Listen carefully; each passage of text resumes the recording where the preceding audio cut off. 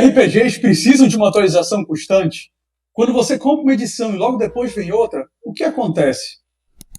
Quer saber mais sobre isso? Quer chorar suas pitangas? Fique com a gente aqui depois da vinheta.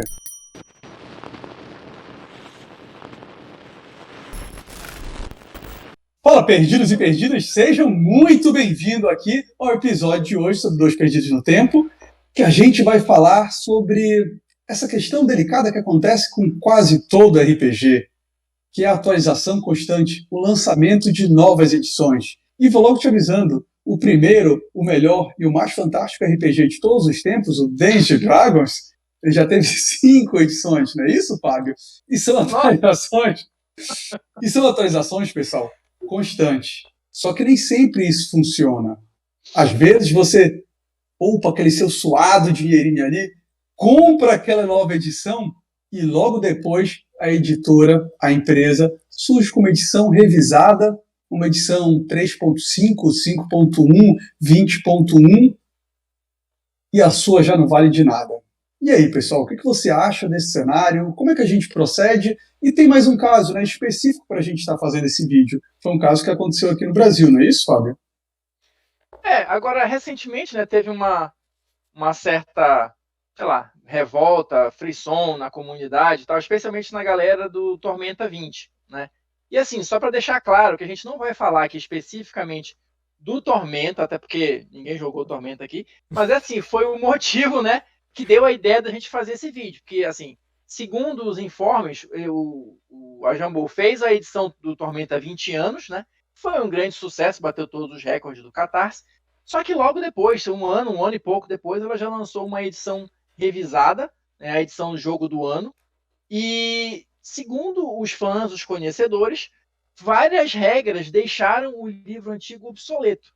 Então, isso pouco tempo depois, né, um ano e pouco depois. Então, isso levou a gente a refletir qual é a necessidade de se terem diversas edições do mesmo jogo, entre aspas, né?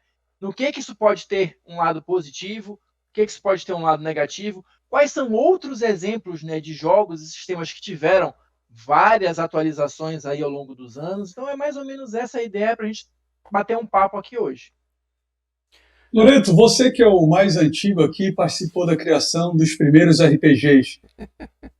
Tu achas que o RPG precisa de uma atualização? Ou ele poderia talvez ser um jogo mais estanque? Vamos começar com essa abordagem? Cara, eu acho que precisa de atualização, cara. Não acho que o jogo tem que ser definitivo, não, cara. Mas tudo tem um limite, né? Tudo tem um limite. Tem que ser atualizações que melhorem o jogo, que avancem no tempo, né? Onde você tem a sensação de que a coisa tá andando, sabe? Que você não vai se sentir... E importante, né? Que não vá destruir tudo que você jogou para trás, né? Então, porque se eu quiser revisitar, você pode revisitar ali aquele jogo que está mais para trás. Porém, é complicado, porque depois que você acostuma com uma atualização, se o jogo ficar mais dinâmico, ficar mais fácil de ser jogado, dificilmente você vai voltar para um esquema que o jogo fica mais travado, esse tipo de coisa. Mas eu acho que tem que ter. Mas existem certos limites para você ter essa atualização, para não ficar parecendo que, né, que pô, vou lançar aqui e ali na frente já lanço uma diferente, tudo que eu fiz para trás, aquilo que eu comprei já não presta mais, então senão fica estranho a situação, cara. Durante muito tempo, pessoal, o mercado do RPG, né, a grande fonte de renda era o quê? Você lançava os livros básicos, se fizesse sucesso, você começaria a lançar suplementos, e aquilo ali teria um ciclo mais ou menos de vida útil. Quando a indústria começava a perceber que as vendas estavam caindo, aí vinha uma edição revisada, vinham novas atualizações de regra e cenário. Eu acho que essa foi mais ou menos a dinâmica que o Dungeons & Dragons implementou, e o Vampire seguiu muito bem, só que o Vampire fez algo até melhor, porque ele fez isso num ciclo de vida menor, só que ele fazia uma atualização de cenário. Ele não rompia completamente, ele fazia com que o cenário avançasse um período de tempo. E aí vinha junto algumas mudanças de regras. Não é isso, Fábio? Olha só, para a gente ter só um parâmetro aqui para a gente continuar nossa conversa. Por exemplo, o D&D. A primeira edição do D&D é de 74. A segunda edição, vamos chamar assim, o AD&D, ele é de 77. Aí tem um espaço curto, beleza, são 3 anos. Mas a segunda edição do AD&D foi só em 1989. Aí a gente já tem um espaço ali de 12 anos, tá? Daí para frente, de 89 até 95, são mais 6 anos que você teve uma segunda edição do AD&D revisada, tá? Até a gente chegar mais próximo aqui no ano 2000, quando teve a terceira edição. Eu até acho, o Loreto me corrija aí se eu estiver errado, entre o D&D e as edições do AD&D, nem teve tanta atualização assim em termos de cenário. Era mais uma coisa de sistemas, de regras. Mas da terceira edição para frente, Perfeito. terceira, 3.5, 4, quinta edição, você teve ali conjunto, atualização de regra e atualização de cenário do mundo, né? Então, se passava um tempo ali, né, no cenário base do sistema, que eu acho que torna a edição mais interessante. Porque, assim, você não está só ali naquela questão da regra. Tem, entre aspas, ali, um mundo novo para você explorar. Um mundo que você que acompanha ali as edições sente que é um mundo vivo. Olha, era assim 10 anos atrás, agora aquele cara que era rei não é mais rei e tal, não sei o que. Então, isso eu acho que deixa o jogo mais interessante. É isso, né, Loreto? Exatamente, na questão do cara. D&D? É desse jeito. Né? A grande diferença, talvez, do D&D para o AD&D é que o AD&D você podia explorar um mundo. Isso aí já foi uma grande diferença, porque antes era muito focado na dungeon. Né? Do AD&D para o AD&D segunda edição, você também teve uma diferença grande, né? No que diz respeito principalmente ao combate, né? Porque você tinha muita tabela no AD&D e na segunda edição do AD&D você já tinha o taco, né? O To Hit an Armor Class Zero, né? Zero. Isso aí agilizava muito o jogo. E aí é o que você falou, cara, do 3, 3.5, 4, que enfim, esquece um pouco o 4, mas teve o avanço do cenário no 4, né? Que teve aquela praga, né? E depois na quinta é mais pra frente ainda. Então, realmente da 3 para frente você tem o avanço tanto do cenário quanto das regras, né? E só para a gente fechar essa questão do D&D aqui rapidinho, Oswaldo. A quinta edição foi 2014, então já tem a previsão, que a gente até comentou aqui, do One D&D para 2024, que é comemorativo dos 50 anos, mas entre a quinta e a sexta, chamada, né, One D&D, já são 10 anos. Então, assim, é um tempo razoável, né, para você atualizar. Sim, é um Diga lá, é uma geração, né? Geração. Só algumas ponderações ainda sobre Dungeons & Dragons, que primeiro, do D&D para D&D, 74 para 77 são 3 anos, a gente tem que considerar que 74 eles inovaram, lançaram uma coisa que nem eles sabiam que era direito, e aí eles, ok, testaram o mercado, testaram várias coisas, não, vamos ajustar. Então é mais ou menos como se a gente começasse de 77 para 89, ali vem a segunda, né? E da segunda edição já tinha os livros com os reinos, já tinha o livro de Forgotten, já tinha os outros, então assim, quando saiu da segunda... Dragonlance, Spelljammer, Ravenloft, já tinha tudo. Quando saiu da segunda para a terceira, já teve atualização de cenário.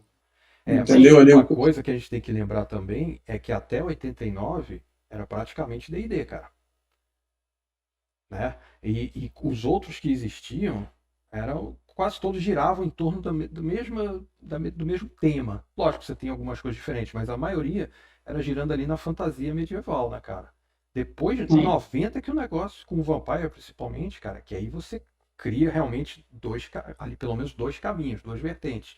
Né? E como o sistema do Vampire era bem diferente, o D&D teve que correr muito atrás. Aí é aquele negócio que o Fábio sempre fala, né?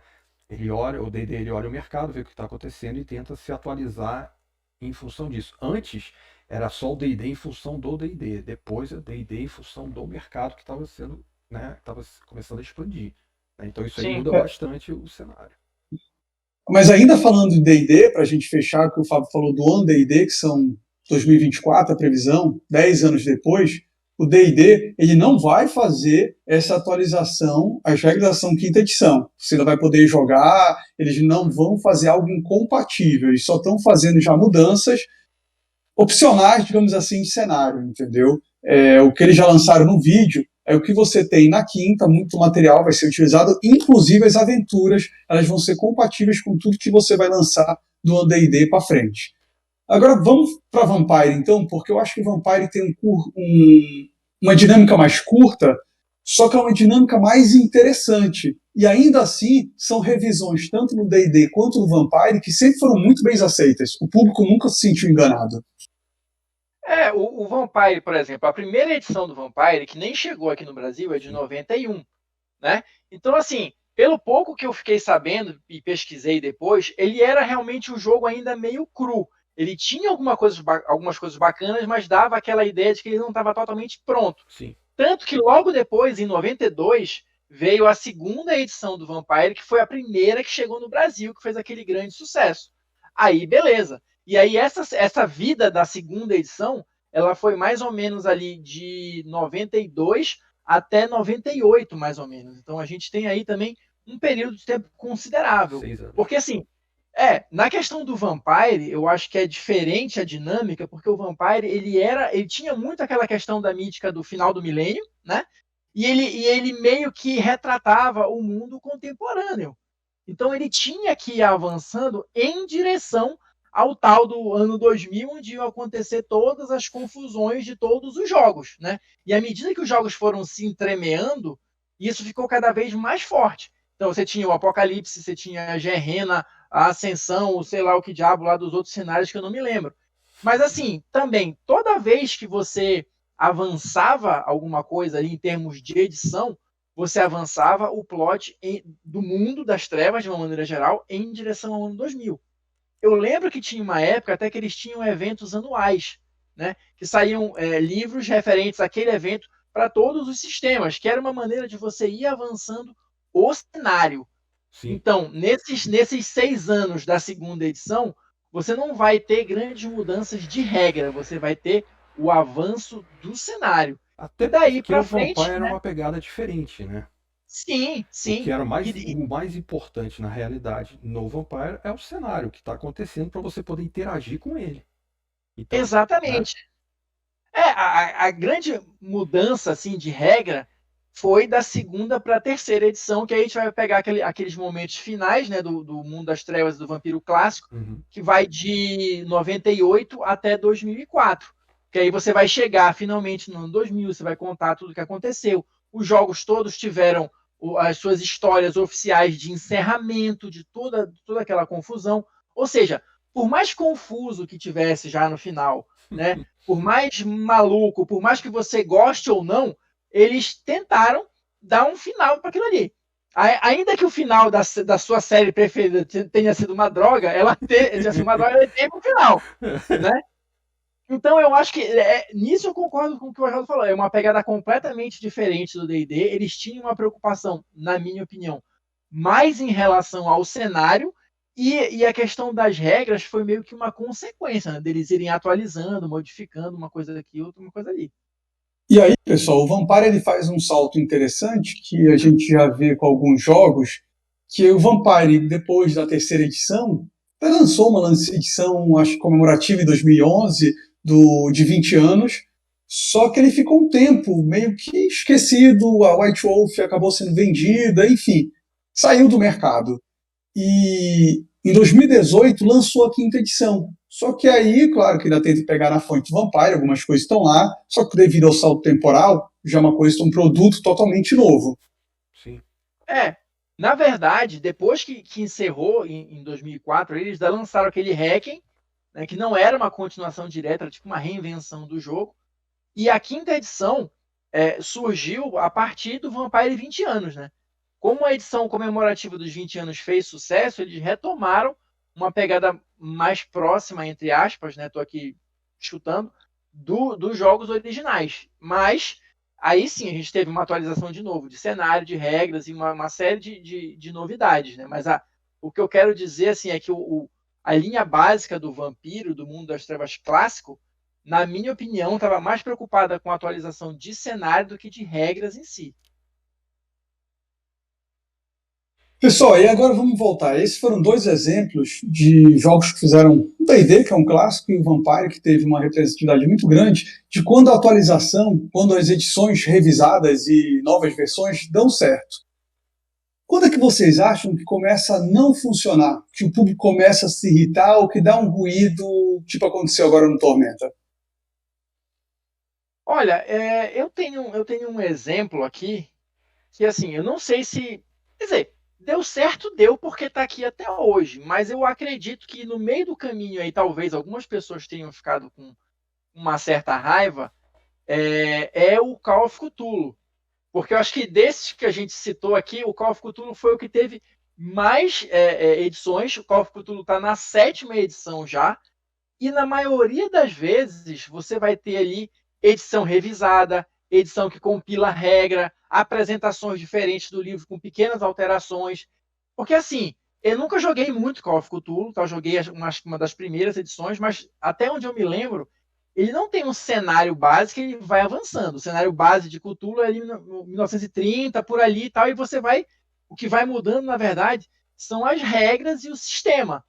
Tá, pode deixar o sistema mais fluido, pode deixar o sistema mais ágil na mesa, tudo bem. Mas em termos de cenário, ao que me consta, posso estar enganado, não tem atualização. É questão de refinar a regra mesmo. Então aí, talvez a galera que curta Cthulhu, seja fã hardcore, goste dessa pegada. Porque senão talvez eles tivessem desistido pelo meio do caminho, né? Mas me parece que você tem um cenário que foi um sistema de regras que foi atualizado tantas vezes, pode ser que no meio do caminho aí alguém tenha ficado com raiva e abandonado esse barco aí, né? Mas se Eu mantém acho, até eu hoje. acho assim, o Cthulhu, cara, é o que você falou, 1920, porque, né, na época que o Lovecraft escrevia, você também tem, se não me engano, tem regras para você jogar no mundo atual, né, dentro do Tem, livro. Você pode, tem variações tem ali. a variação, mas está tudo dentro do livro. E o que muda são realmente as regras, porque não tem como mudar o que está escrito, né, a base do jogo. E aí é estranho, porque você vai comprar tudo de novo, que na realidade você vai ler é o sistema. Então talvez você não precisasse lançar o livro inteiro, né? Porque não são livros baratos, não são livros pequenos. Uhum. Então talvez isso tenha chateado um pouco, porque você vai ter que comprar tudo de novo para poder se atualizar em regra, né? Aí talvez, não sei, porque o D&D é muito.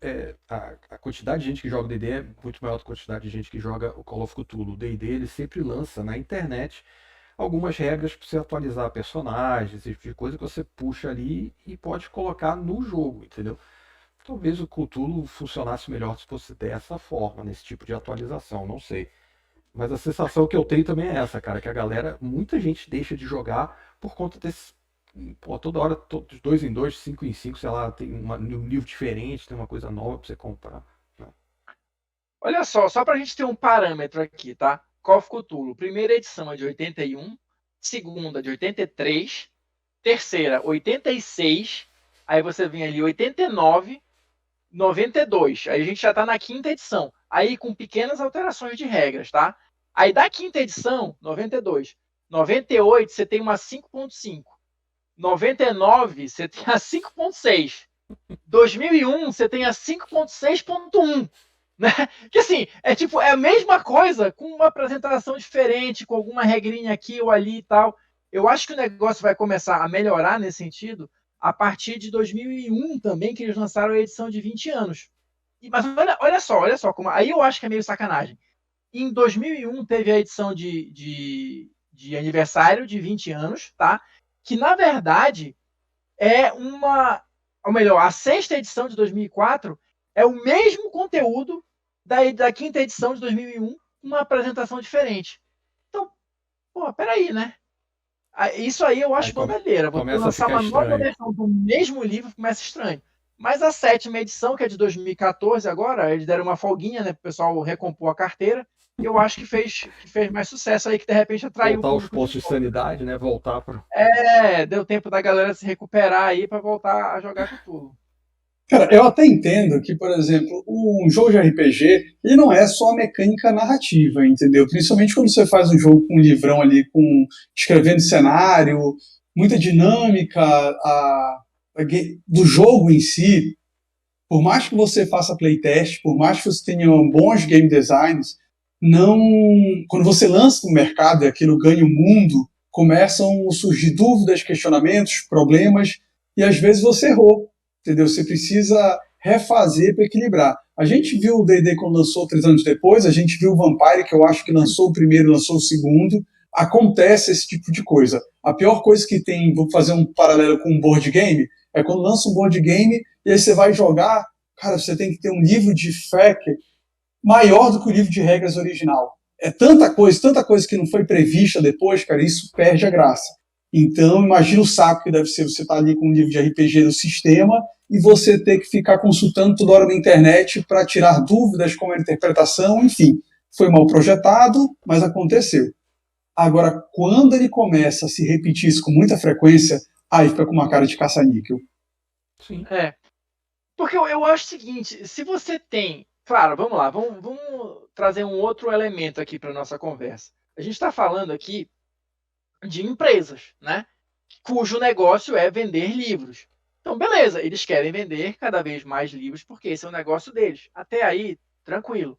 Mas assim, aí entra o que o Oswaldo falou. Você vai apresentar um produto novo de qualidade ou com um diferencial suficiente para ser considerado um produto novo, né, ou um avanço do seu produto original, ou você está só tentando ali fazer um caça-níquel porque o seu primeiro lançamento deu certo, né? Porque é um processo. Se você já está pensando, pelo menos eu imagino que seja assim, em fazer atualizações do seu jogo, você tem que ter, desde o dia 1, grupos ali, manter a comunidade do seu jogo viva para que ela jogue cada vez mais e você perceba oportunidades de melhorar o sistema, coisas que não são tão bacanas, como você pode deixar o seu jogo mais ágil, mais interessante, mais divertido. E isso eu acho que é válido, né? E a gente tem, talvez, alguns exemplos disso. Eu me lembro, não sei se ainda tem isso, mas no D&D tinha aquela cidade, Ravensbluff, salvo engano, que era uma cidade que pertencia à comunidade de jogadores. Quando tinham as edições novas, eram as histórias que a galera tinha jogado ali naquela cidade que iam determinar quais seriam os avanços dos plots ali, naquela região, né? Então, uma coisa que eu acho interessante também, só para concluir o raciocínio aqui, para que você tenha tudo isso, você precisa dar suporte para o seu jogo, o que é diferente de ficar lançando livro caça-níquel, né? Você faz suplementos que sejam interessantes, você lança aventuras oficiais que vão levar aquele seu cenário para algum lugar diferente, você tem uma campanha oficial que vai seguir as linhas mestras ali do seu cenário, como tinha no Vampire, por exemplo. Então, isso eu acho que são formas de você manter o jogo vivo, você ganhar dinheiro enquanto editora, né? E você manter a comunidade ali feliz, vamos dizer assim, né? Porque o jogo que eles gostam está se mantendo no mercado. Um exemplo disso, cara, é o Ravenloft, primeira caixa, que você jogava as aventuras da Grande Conjunção. Quando você terminava a Grande Conjunção, os caras lançaram a segunda caixa, que é o reflexo da primeira Grande Conjunção. Então você tem modificações no mapa de Ravenloft por conta da Grande Conjunção. E aí os caras lançam outra caixa de Ravenloft, que é atualizada, com novas regras e tal, para você poder continuar o jogo. Isso aí é isso que o Fábio está falando. Isso é legal. Agora a gente tem um exemplo bacana que é o Star Wars, cara. Star Wars, cara, que é um cenário, para quem é nerd, né, cara, acho que é muito rico, né? Você pode explorar qualquer canto daquele universo, né?